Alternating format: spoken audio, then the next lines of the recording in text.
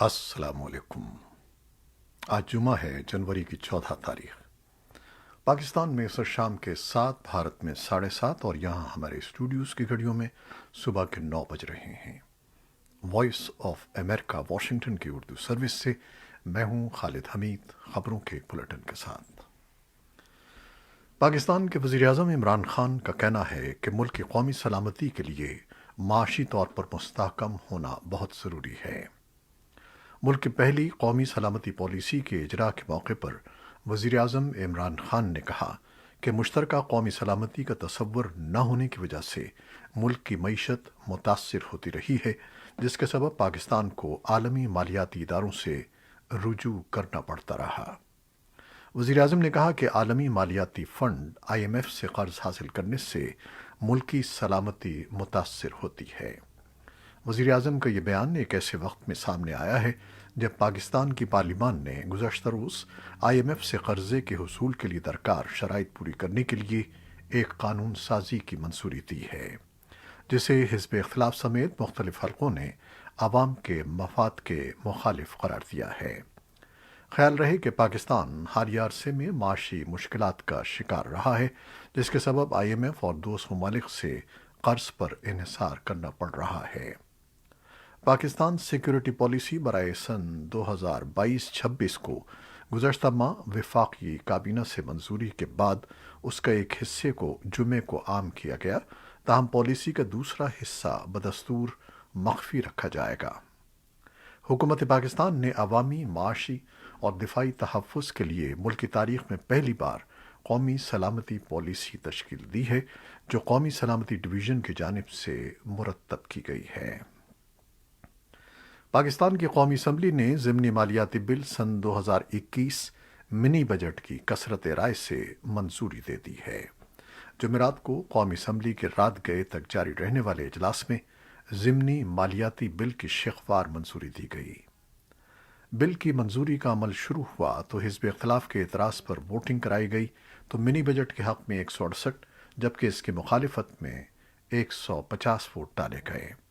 इससे कबल वज़ीर-ए-आज़म इमरान खान की सदारत में पार्लिमानी पार्टी का इजलास पार्लियामेंट हाउस में मुनक़िद हुआ, जिससे मिनी बजट की मंजूरी की हिकमत अमली तय की गई।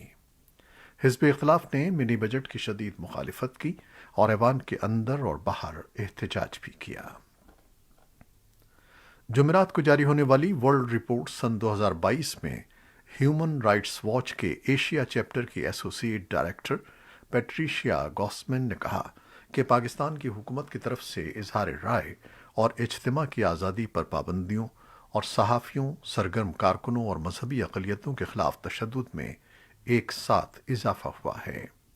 उन्होंने कहा कि हुकूमत को साल सन 2022 में इन प्रैक्टिसेस को तब्दील करने की ज़रूरत है, वगरना इंसानी हुकूक की सूरत हाल मज़ीद अबतरी का शिकार होगी। वॉइस ऑफ अमेरिका ने इस रिपोर्ट पर रद्द-ए-अमल के लिए वज़ीर बराए इंसानी हुकूक शीरी मज़ारी और वफाकी वज़ीर इत्तलात व नशरियात फवाद चौधरी से रब्ता किया, लेकिन दोनों हुकूमती अहदेदारों की तरफ से जवाब मौसूल नहीं हो सका। पाकिस्तान के वज़ीर-ए-आज़म इमरान खान और हुकूमती वज़रा का मौक़िफ़ रहा है कि पाकिस्तान में मीडिया को जो आज़ादी हासिल है वो उनके बकौल कई मगरबी मुल्कों में मौजूद नहीं है। हुकूमत के नुमाइंदा वज़रा और तर्जमान मजहबी रवादारी के फ़रोग़ और अक़लियतों की मजहबी आज़ादी की सूरत हाल को बेहतर बनाने का भी दावा करते हैं। ह्यूमन राइट्स वॉच ने रिपोर्ट सन 2022 में भारत में इंसानी हुकूक की सूरत हाल का भी अहाता किया है और कहा है कि भारतीय जनता पार्टी की क़यादत वाली हुकूमत ने सहाफ़ियों, सरगर्म कारकुनों, पुरअमन मुज़ाहिरीन, हत्ता के शायरों और अदाकारों और कारोबारी शख्सियात को भी सियासी मुहर्रिकात पर ख़तरात में डाल दिया है, उनको हिरासत किया है, उनके खिलाफ मुक़द्दमात चलाए हैं और उनके खिलाफ टैक्सों के ज़िम्न में छापे मारे हैं। इंसानी हुकूक के इदारे के मुताबिक भारत की हुकूमत ने मजहबी अक़लियतों के खिलाफ ऐसे क़वानीन और ज़ाब्ते बनाए हैं जो इम्तियाजी थे, बिलखुसूस मुसलमानों से मुताल्लिक़। इन कवायद की वजह से पुलिस उन अफराद के खिलाफ कार्रवाई करने में नाकाम रही जो मुसलमानों के खिलाफ तशद्दुद की कार्रवाइयों में मुलव्वस थे। भारत की तरफ से भी फौरी तौर पर इस रिपोर्ट पर रद्द अमल नहीं आया है, تاہم بھارت کے حکمراں اکثر یہ دعویٰ کرتے ہیں کہ وہ دنیا کی سب سے بڑی جمہوریت ہیں جہاں شہریوں کو اظہار رائے اور مذہب کی مکمل آزادی حاصل ہے۔ اقوام متحدہ کے سیکرٹری جنرل انتونیو گٹریس نے جمعرات کو کہا کہ اقوام متحدہ کو لاکھوں افغانوں کو شدید معاشی اور انسانی بحران میں جانے سے روکنے کے لیے وقت سے مقابلے کا سامنا ہے۔ گٹریس نے اقوام متحدہ کے ہیڈ کوارٹر میں صحافیوں کو بتایا کہ ملک بھر میں ذریعہ معاش ختم ہو گیا ہے۔ افغانستان کی نصف سے زیادہ آبادی اب زندگی بچانے والی امداد پر منحصر ہے۔ گترس کے اس بیان سے 2 روز قبل اقوام متحدہ نے اس سال افغانستان کے اندر اور 5 پڑوسی ممالک میں 28 ملین افراد کی مدد کے لیے $5 بلین سے زیادہ کی سب سے بڑی فلاحی اپیل شروع کی تھی۔ اقوام متحدہ اس کے شراکت دار ایجنسیاں پچھلے سال ملک بھر میں 18 ملین سے زیادہ لوگوں تک پہنچی تھیں۔ طالبان نے افغانستان کے منجمد اثاثے جاری کرنے کی اپیل پر اقوام متحدہ کے سیکرٹری جنرل انٹونیو گتریس کے بیان کا خیر مقدم کیا ہے۔ اقوام متحدہ میں طالبان کے متعین سفیر سہیل شاہین نے کہا ہے کہ انٹونیو گتریس نے زمینی حقائق کی عکاسی کرتے ہوئے کہا ہے کہ منجمد درجہ حرارت اور منجمد اثاثے افغانستان کے عوام کے لیے مہلک امتزاج ہیں۔ طالبان کے ترجمان ذبیح اللہ مجاہد نے بھی اقوام متحدہ کے سیکرٹری جنرل کی جانب سے افغانستان کے بینک کے اثاثوں تک رسائی کے مطالبے کا خیر مقدم کیا ہے۔ جنوبی کوریا نے جمعے کو اطلاع دی کہ شمالی کوریا نے 2 اور بیلسٹک میزائلوں کا تجربہ کیا ہے۔ پیونگ یانگ نے نئے سال میں تیسرا میزائل داغا ہے۔ شمالی کوریا کی وزارت خارجہ کی جانب سے پچھلے میزائل تجربات کے لیے امریکی پابندیوں کے جواب میں سخت اقدامات کا انتباہ کرنے کے بعد یہ تجربہ کیا گیا۔ یہ واضح نہیں ہے کہ شمالی کوریا نے جمعے کو کون سے میزائل داغے۔ امریکہ نے اس ہفتے شمالی کوریا کے میزائل تجربوں کی معمول سے زیادہ سخت مذمت کی ہے۔ اس نے شمالی کوریا کے 5 باشندوں پر یک طرفہ پابندیاں بھی عائد کی ہیں، جن پر الزام ہے کہ وہ پیونگ یانگ کے ہتھیاروں کے پروگرام کے لیے سامان کی خریداری میں مدد کر رہے تھے۔ امریکی وزیر خارجہ اینٹنی بلنکن نے جمعرات کو MSNBC کے ساتھ ایک انٹرویو میں شمالی کوریا کے تجربات کو عدم استحکام قرار دیا، جس کا مقصد توجہ حاصل کرنا تھا۔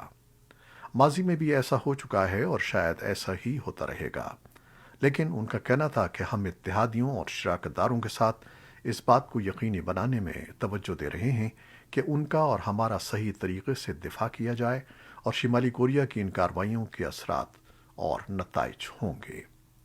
شمالی کوریا کی وزارت خارجہ نے جمعے کے روز اپنا تجربہ کرنے سے پہلے واشنگٹن پر تنقید کرتے ہوئے یک طرفہ پابندیوں کے ساتھ جان بوجھ کر صورتحال کو خراب کرنے کا الزام لگایا۔ وزارت خارجہ کے ترجمان نے کہا کہ اگر امریکہ اس طرح تصادم کا موقف اپناتا رہا تو DPRK اس پر سخت اور یقینی رد عمل ظاہر کرنے پر مجبور ہو جائے گا۔ صدر جو بائیڈن کے دور میں امریکہ نے بارہا شمالی کوریا کے ساتھ جوہری مذاکرات کرنے کی پیشکش کی ہے۔ شمالی کوریا نے یہ کہتے ہوئے اس پیشکش کو نظر انداز یا مسترد کر دیا ہے کہ واشنگٹن کو پہلے مزید رعایتیں فراہم کرنا ہوں گی اور اسے جارحانہ پالیسی سے گریز کرنا چاہیے۔ ویانا میں روس اور organization for security and cooperation کے درمیان جمعرات کو ہونے والی بات چیت کے بارے میں مذاکرات کاروں کا کہنا ہے کہ یوکرین کی سرحد پر موجود روسی فوجیوں کے حوالے سے کشیدگی کو کم کرنے کی جانب کوئی پیش رفت نہیں ہوئی ہے۔ بات چیت کے بعد صحافیوں سے بات کرتے ہوئے OSCE میں روس کے مستقل نمائندے الیگزینڈر لوکوشیوچ نے صحافیوں کو بتایا کہ بات چیت مایوس کن تھی اور وہ مزید ٹھوس اور بھرپور انداز میں بات چیت کی توقع کر رہے تھے، لیکن لوکوشیوچ نے اندیا دیا کہ ماسکو نے سفارتکاری کو ترک نہیں کیا، جیسا کہ ان کے ساتھی روسی مذاکرات کاروں نے اس ہفتے کے اوائل میں جنیوا میں امریکی سفارتکاروں اور برسلز میں نیٹو کے رہنماؤں کے ساتھ بات چیت کے دوران کہا تھا۔ OSCE کے چیئرمین پولینڈ کے وزیر خارجہ زیپنیو رو نے بات چیت میں پیش رفت نہ ہونے کی تصدیق کی۔ मगरबी सिफारतकार रूस पर जोर दे रहे हैं कि वो सरहद पर कशीदगी को कम करे, जहां उसने फौजी साजो सामान और एक अंदाजे के मुताबिक 1 लाख फौजी जमा किए हैं जो बज़ाहिर यूक्रेन पर हमले के लिए तैयार हैं। रूस का इसरार है कि फौज वहां अपने दिफा के लिए मौजूद है और वो नेटो से इस बात की जमानत मांग रहा है कि वो अपनी मशरक़ की जानिब तोसी को रोके और यूक्रेन को इस इत्तेहाद में शामिल होने की इजाज़त न दे। मुलाकात में कोई भी फरीक अपने मौक़िफ़ से नहीं हटा। नेटो के सेक्रेटरी जनरल यान्स स्टॉल्टनबर्ग ने कहा कि उन्होंने रूस के साथ मुलाकातों के एक सिलसिले की तजवीज़ पेश की है जिसने वापसी के लिए जवाब का वक्त मांगा है। अमरीका में आदाद-ओ-शुमार के मुताबिक मुल्क में महंगाई में गुज़श्ता 4 अशरों में सबसे ज़्यादा इजाफा देखने में आया है, जिसकी वजह से ख्याल किया जा रहा है कि अमरीकी फेडरल रिज़र्व रवां बरस मार्च में सूद की शरह में इजाफा कर सकता है। मंगल को सेनेट की बैंकिंग कमेटी के रूबरू फेडरल रिज़र्व के चेयरमैन जेरोम पॉल ने कहा कि अमरीकी सेंट्रल बैंक महंगाई को रोकने के लिए हर मुमकिन इक़दामात के लिए तैयार है। खबरसां इदारे रॉयटर्स के मुताबिक अमरीका में रसद के मसाइल की वजह से पैदा होने वाली महंगाई अमरीकी सदर जो बाइडन के लिए दर्द सर बनी हुई है। महंगाई का मसला सिर्फ अमरीका में ही नहीं है, बल्कि यूरोपीय यूनियन में भी रवां बरस की शुरुआत में महंगाई की शरह 5% तक पहुंच गई है, जो इन ममालिक में एक रिकॉर्ड इजाफा है। कोरोना वायरस से मुतालिक खबरें। सुप्रीम कोर्ट ने बाइडन इंतजामिया को बड़े कारोबारों में मुलाजमीन को कोविड-19 के खिलाफ वैक्सीन लाजमी करार देने या हफ्तावार टेस्टिंग करवाने और नौकरी पर मास्क पहनने की शर्त पर रोक लगा दी है, लेकिन इसके साथ साथ अदालत इंतजामिया को सेहत की देखभाल करने वाले बेशतर कारकुनों के लिए वैक्सीन लाजमी करार देने की इजाज़त दे रही है। अदालत के अहकामात एक ऐसे वक्त पर जारी किए गए हैं जब कोरोना वायरस के केसेस में इजाफे के दौरान अमरीकियों में वैक्सीनेशन की शरह को बढ़ाने के लिए इंतजामिया की कोशिशों को बढ़ाया जा रहा था।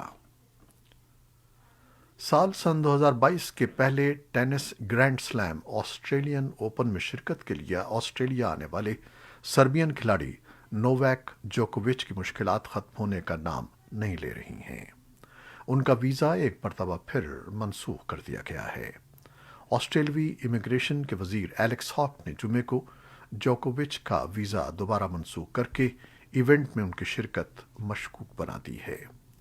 इमिग्रेशन वजीर की जानिब से जारी करदा बयान के मुताबिक उन्होंने माइग्रेशन एक्ट 133C(3) के तहत अपने इख्तियारात का इस्तेमाल करते हुए अवामी मफाद की खातिर ये कदम उठाया है।